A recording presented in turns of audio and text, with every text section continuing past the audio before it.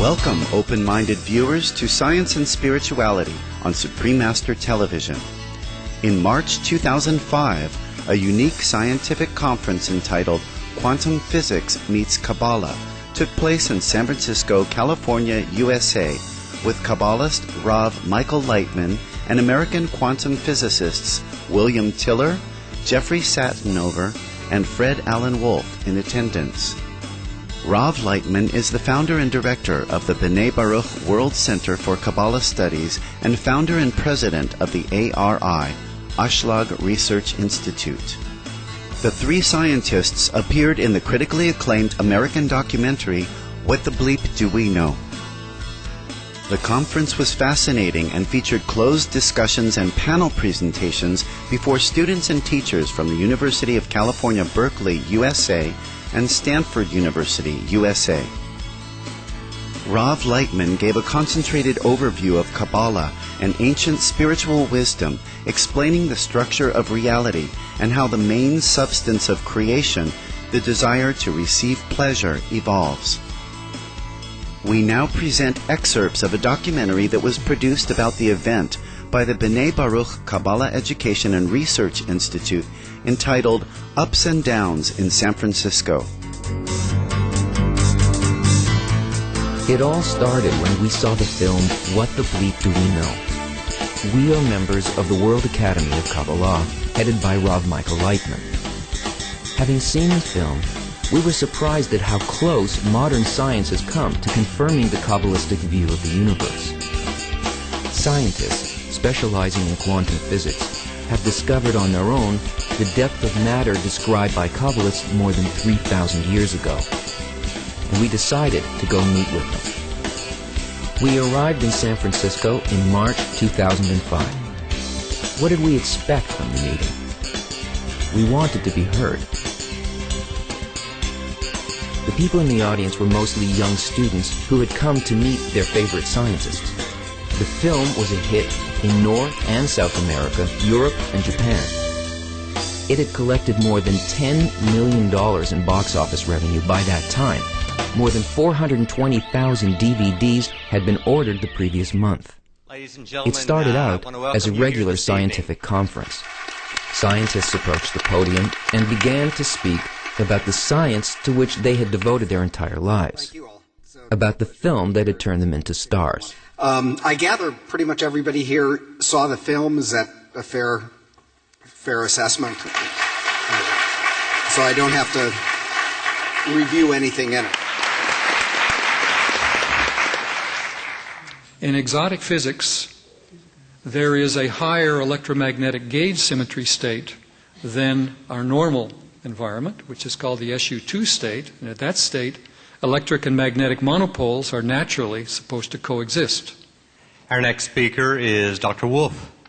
And then Dr. Wolf approached the podium. No one had anticipated what was about to unfold.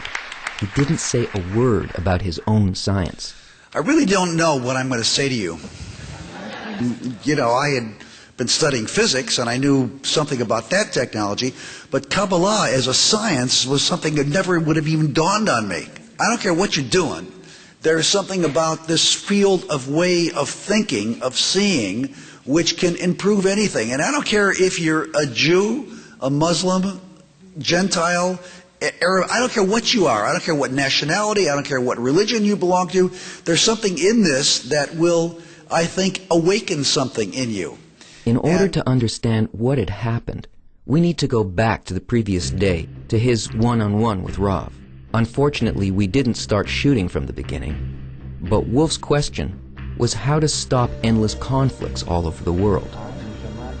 The soul consists of three lines: middle, left, and right. All the conflicts in the world are over who controls the middle line. There is no use trying to settle these conflicts on our level. We have to rise along the middle line. The two lines on the sides are long, containing 10 sefirot. The middle line is short. It begins above the lower third of the other two lines. The left and the right lines are connected to the middle line and provided with their lower thirds. And that causes all the conflicts, pain, and suffering in the world. We need to disengage from this lower third and rise up to our own parts, which are the vessels of bestowal. We can accomplish this only with the help of the upper light, the light of Kabbalah, the light that surrounds our souls, that enhances our vessels of bestowal, and that makes them stronger than the lower third. If we can transform ourselves this way, the same process will take place in all of humanity, in the billions of people that live today. I will give you the introduction to the book of Zohar today. This process is described there, starting from item 60. It tells us how we can change the entire world through inner transformation, because each person has a small world within him. When people study Kabbalah, it gets them, because suddenly certain truths about what is going on, what is this happening, begin to become clearer than they were before. And suddenly you begin to see whatever it is that you're working on, whatever it is that you think is the most important thing in the world, begins to kind of dissipate into something less importance. And you begin to see a bigger picture of what's going on. Kabbalah will help liberate your mind from any shackles of thought that keep you ensconced or enclosed into a certain way of thinking. Now, if these words are awakening you right now, you know it.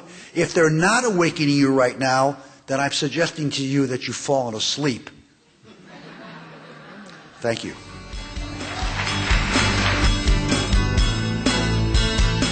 We will pause briefly for some messages. This is Supreme Master Television.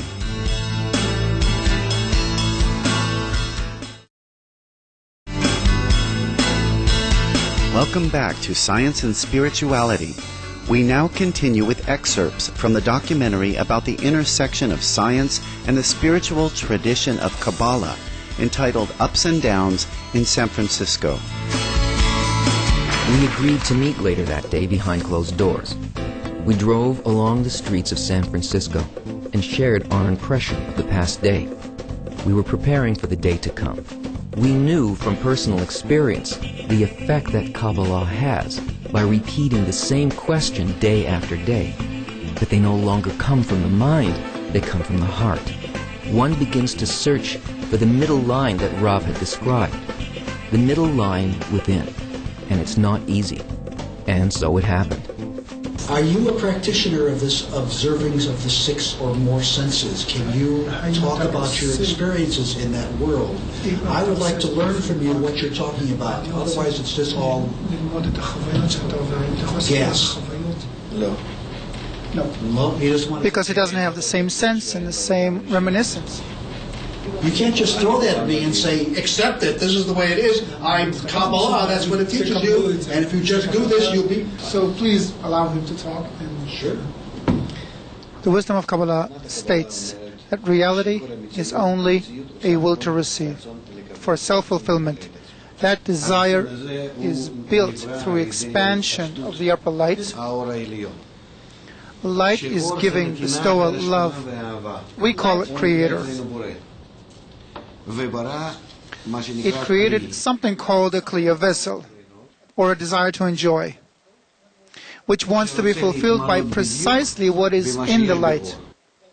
And then Rav began to describe 4 phases of the upper light. If the creature receives pleasure, the creator enjoys. If the creature doesn't enjoy, the creator does not enjoy. We must give full credit to the scientists. They sat, listened, took notes, and began to understand. The fact that they were open was a testimony to them being genuine scientists. Then Dr. Wolf raised another question. You laid it out beautifully, but I want to understand better. Just, if I may, see if I understand this right. 1, there is a creator who desires to give. Yes? Ken? Okay. So the giver gives to a dummy. A dummy. It's just a golem. Gives to a golem. That's what I said. Okay. Now the next thing, from 2 to 3, what happens there? In state 2, it begins to feel the giver itself, its nature. In stage 2, The golem is coming alive. Is that what's happening? And everybody joined in the discussion. It requires a threshold of light Dr. William Tiller. to spontaneously generate consciousness. Entrance of the light and its departure builds these impressions, these vibrations in the kli, in the consciousness. Dr. Jeffrey Satanova. As it turned out, this was not his first encounter with Kabbalah. The Ramchal talks about the world having a deterministic and an indeterministic component, and also about some human beings just having no place whatsoever. I'm referencing that from his book, Derech Hashem. Ramchal was one of the greatest Kabbalists. Ramchal taught Kabbalah. He was thrown out of his city. He was boycotted. Derech Hashem, the path of God, is a path of 10 sfirot. The entire spiritual ladder is divided into 10 parts. Even the first part in this ladder is already above the barrier. A tornado swept over San Francisco that evening, but we didn't notice it. We felt that we were close to finding a common language, but there were clashes to come. Back at the lecture. If the heart is the desire, then the point in the heart that awakens is the sensation of the Creator. And at that time, a person, through this point, begins to want something that's beyond the desire. Such people, there aren't many in the world, but, well, those who awaken, and they grow and they grow. Those people want to realize that point, but at the end of the day, everyone, in the end, all humanity, the billions of people, will have to come to the evolution of that point, and they'll have to reach the same level as the Creator Himself. And then Rav mentioned a topic that we now know is a touchy one. Because the Creator, because He's good, well, He created the creature with the sole intention of bringing it to the good. What kind of God is this? Rav approached the board again and continued to explain. Our common soul is called Adam. It's that kli, that vessel that the Creator had created with our will to receive. And it's filled with the upper lights. Now within this body called Adam, there are all the parts connected like in one body harmoniously. Now this soul is broken.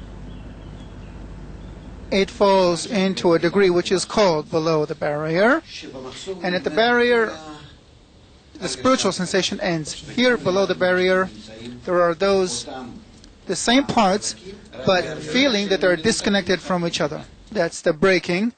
Everyone's egoism. Because of that, we'll understand why we need to willingly rise up back to unification. There were moments when we thought we'd have to pack up and leave.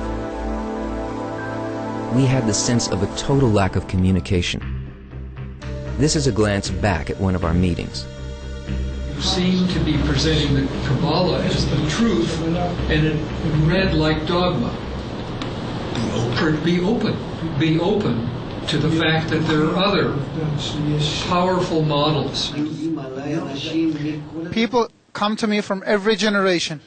They are so different. No one is limited. Anyone can begin to study and see how it works within them. That's not what we're saying. No. Physics. We had Newtonian mechanics. It was wonderful. It explained everything. And everybody believed it was right. And then came quantum physics. Now people don't accept new things when they come in. I have developed a model which I find is very useful in explaining it. I know I have not proven it. I know it is not the truth. It is a work in progress. It's a theory in progress. And it will take a long, long time to prove. Because they attain reality from below upward. How did he even know that? You make a statement like that. Still, despite it all, the scientists stayed on. They listened. They took notes. As scientists, they know that ultimately this is the only way to discover the truth. Please join us next week for the continuation of this fascinating interaction of scientists with Kabbalah wisdom. Thank you for joining us for this edition of Science and Spirituality. Coming up is Words of Wisdom after noteworthy news. May the world be enveloped in love.